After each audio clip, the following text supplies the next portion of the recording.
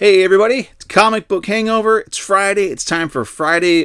Actually, Full Run Friday. I'm sorry, I'm forgetting the name of my own stuff here. So, this is going to be Jack of Fables. I thought about it yesterday. I was like, you know what? It's been a while since I've looked through the Jack series, and it's a really fun book. So, and I've got a lot more Fable stuff to go through anyway, so I might as well at least get Jack out of the way so that I can move on to the other stuff later. So, why don't we go ahead and get this camera flipped around, and we're going to go ahead and go through Jack of Fables. Alright, so I got my long box out. This is actually, I think this is, oh, there's some Fantastic Four in there and some other stuff. But all this front part of this long box here is all Fables and Fables related stuff. They did a lot of spin-offs, a lot of really cool things, and I am super excited about Fables coming back. We've got, actually real soon, we've got the Batman versus Bigby, A Wolf in Gotham, 6-issue miniseries. And then there's a new 12-issue maxi series with the original creative team coming back to do 12 more issues of Fables. And for me personally, the icing on the cake of that is instead of starting with the number 1, they're continuing the numbering. So issue 151 is coming out. So we're going to have issue 151 to 162, I think is going to be, which is awesome. It gets us a little bit closer to that magic 200 number that I've always wanted for Fables. But that aside, let's find Jack here. Now, Jack was the irreverent, lovable rascal that appeared in the Fables series. He was a troublemaker, and he was the Jack in all the stories that had a Jack character in it. So, Jack and Beanstalk, Jack Be Nibble, even Pumpkin Jack, the Jack-o'-lantern. That was all him. And he's an arrogant cuss. He a troublemaker. He's your what you would call a rapscallion.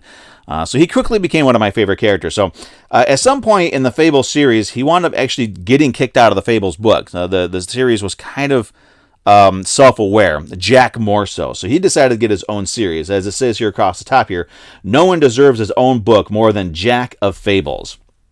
And the series ran for 50 issues. So we're going to go through these. In each one, they did something different across the top. Like there are men, there are real men, and then there is Jack of Fables. And some of these are really funny. This one is Forbidden Passions vie with the irresistible allure of Jack. And some great covers. Just like all the Fables books had such amazing covers in it. And no one does more, knows more, and gets away with more than Jack. And in the first part of the first issue, he winds up getting captured by the librarian and is taken to this area where he meets other characters. Like up here, this is I forget the fairy tale characters now. The egg guy who sits on the wall. I cannot believe, but he sees all these other characters, and then there's the librarian, and there's 3 sisters that help him, and it's basically this guy is taking these fables and he's capturing them, and he's trying. I think if I remember, he's just trying to wipe them out, and because the way the fables work and the way that they continue to exist is. Excuse me, as long as people remember the stories, and as long as people tell the stories, then the fables are immortal. Now, this was an interesting one. This was the first part of a 2-part story where you see that he was actually at one time Jack Frost. And this one here, you'll regret it if you don't buy this thrilling issue of Jack. Now, this was a 2-part story, and you can see that he's holding a hand here. But we don't get the second part for a couple of issues, which is kind of weird. Then we got issue 7, where he goes to Las Vegas. And issue 8, Admit It, when you grow up, you wish you could be Jack. I love these covers still. These are some amazing covers. This is one of my favorite ones. It says, Women get pregnant just by looking at Jack of Fables. But he was an interesting and fun character. Like I said, he was aware that he existed in the stories. Now, there's that second half of that cover. So, Now, there was one part of the story where, he wanted to become the most powerful fable of all. And actually, this is part of it. Actually, this was actually funny. Because he he knows that if you're the center of the story, then you have the most power. And he winds up getting stabbed with the Excalibur sword. And of course, the center of the Excalibur sword is the rock that the sword is in. That's the focal point of the story, basically. And he gets stabbed with Excalibur, which, and since he has made himself the center of the story, then he is basically the sword that the stone that the sword is in. So he had to wait for somebody who was worthy to pull the sword out of him. So he went a couple of issues with it. And then they introduced this character here, who apparently was the original Jack. The creator of these characters had created Jack and didn't like him and created this other character. And it was kind of a looking back at it, it's kind of a confusing mess, but it just added to the interesting nature of the story. Humpty Dumpty, that's the character's name. Took me a few issues. Yes, and then the three librarian sisters. One thing about Jack is he likes the women, and he will do anything he can to get with as many women as possible. And he wanted to get the trifecta of all three of the women. In this issue, he'd already betted the two, and he finally got the third one. And this is actually what happens in the book with one slight difference. After he does the deed, he stands up and he puts his hands up the air. I did it. I finally shagged all three of these librarian chicks. And when she realized what he had done, she does kick him in the crotch, but he isn't wearing any underwear at the time. It's just full on foot on manberry, and man, it was pretty harsh. And then he found out that through a series of events he might actually be related to those sisters. So then he started getting teased for bragging about shagging his sisters. Some great stuff. Gotta love Jack.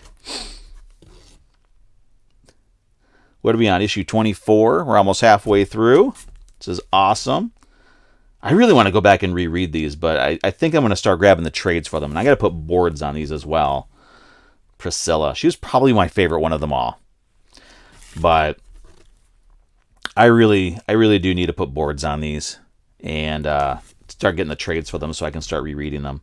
It says, first there were heroes, then there were superheroes, then there was Jack of Fables. And we should be coming up on the Great Fables crossover, which went through a couple of issues of Fables, a couple of issues of Jack of Fables, and there was a three-issue miniseries called The Literals, which introduced through the Jack series, they introduced the literary concepts, of like foreshadowing, and then there was also the genres of sci-fi and horror, etc., etc. Here we go, the Great Fables crossover. And in this one, he actually started to insult the artist of the book. I can't remember what the insults were exactly, but I remember there were insults that were levied against the book and against the artist. So the artist started to retaliate as the series went on. It says, real men do cry, but only when they're reading Jack of Fables. Another Jack Frost.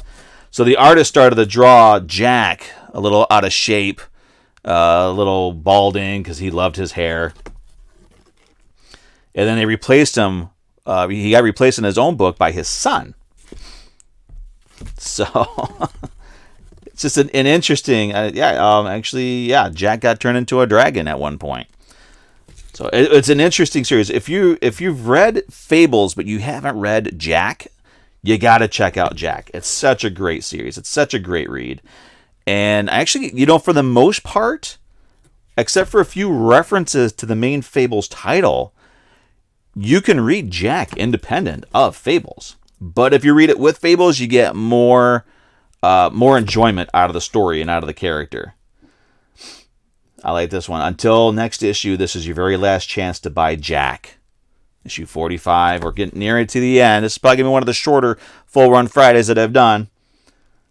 These three hot librarians don't much care for Jack. That is true. I think they spent a good deal of the book trying to kill him. There's his son, and there is him in the background. And we're near the end. Oh yeah, he tricked that guy into taking the sword into him. Jack's he's what's this one? Horton P. McGillicuddy, the world's greatest graphic arts collector, is willing to sell off his entire comic book collection in order to pay for the fines relating to his arson conviction, but they'll never take his Jack of Fables number 49, or probably the entire series. And then the series ends with this one here, issue 50.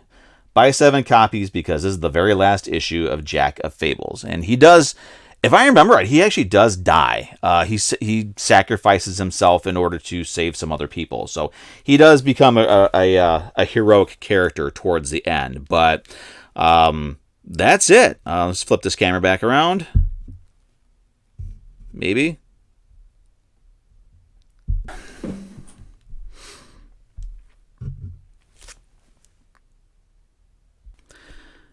All right. So something may have happened. There might be a little bit of a glitch in here, so I don't know where the video cut off or anything like that. So I'm just going to say, I'm sorry it was kind of a quick video. I'm a little short on time, so I got to get this uploaded. I got to get ready and get around to head out to work. But, Jack is a fun character. He was such an interesting, fun character. He referenced the readers. He referenced... he knew that he was a character that existed within a story. And I think to an extent the other Fables knew as well, because they knew the mechanics of it. But Jack was one of the few characters that knew how to manipulate those mechanics for his own benefit. And because the stuff that he did, it's a lot of stuff to get into. I wish I had time to talk about him more, but maybe as I go through some of the other Fable stuff, we'll talk about Jack some more. But he was a great character. I do highly recommend him. I do highly recommend actually any of the Fable stuff, especially if you're looking for a good, strong female character.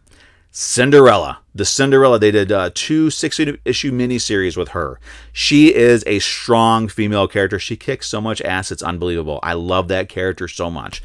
But that said, everybody, thanks for watching. Sorry about the little glitch like a minute or two ago. I got a new laptop. It's one of these touchscreen things. I'm still learning how to use everything. So figuring out how to get the picture to look as good as it used to. I think I'm getting it. But thanks for watching. I appreciate all the support. All you new subscribers. Hope you enjoy what I do. Please like, comment, subscribe, hit that notification button, all that fun stuff. And I'm not going to have a mini Monday this week. I still got to figure out what mini series I want to read next. I should actually write down a bunch of them and just check them off as I go along. But I will be back next Thursday with a weekly haul, weekly review video. So that said, everybody have a great weekend. I know, at least here in the United States, this is a weekend that does, there's a lot of emotion this weekend. And I do appreciate that. It's a very emotional weekend for me as well as an American. But do at least take a moment to reflect. Take a moment to set aside all the politics, all the stresses, all this, vaccinated versus unvaccinated and rich versus poor and black versus white. Take a moment, set that aside, and look at what we were 20 years ago tomorrow and how we came together. It didn't matter. It didn't matter who we were. It didn't matter what we were. Because at that moment and that time, we were Americans. And that's what matters. That is what we need to get back to. That is where we need, that is what we need to strive to become once again. One nation, united. Because divided, look what's going on. We can't survive much longer like this. So, okay, that could become a whole nother tirade on its own. So, but I would say just take a moment to reflect. Just take a moment to, you don't have to do the whole day. It's probably not healthy to do the whole day, but at least take a moment and, remember what happened 20 years ago. And if you lost somebody, definitely take some moments to reflect and honor that memory. And let's all honor the memory of those that we lost, and the first responders and the innocent people that were in those towers. Don't get into this whole conspiracy crap, and it's because it's not healthy, it's not helpful. And just take a moment. But other than that, I will see everybody next week, next Thursday, with another weekly haul, weekly review video. And do what you can do this weekend to remember those we lost 20 years ago. That said, Thanks for watching. Have a good weekend, or, have a pleasant weekend. See ya.